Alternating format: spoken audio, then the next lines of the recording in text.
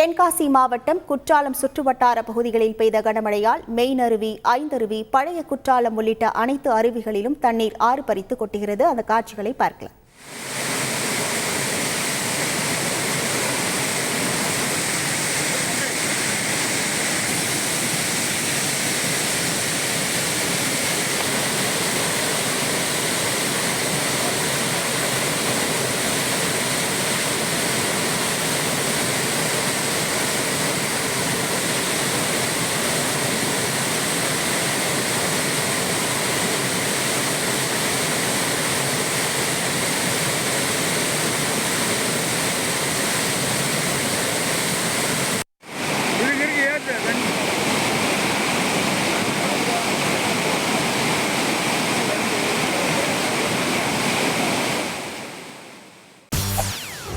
செய்திகளை உடனுக்குடன் தெரிந்து கொள்ள உடனே சப்ஸ்கிரைப் பண்ணுங்க.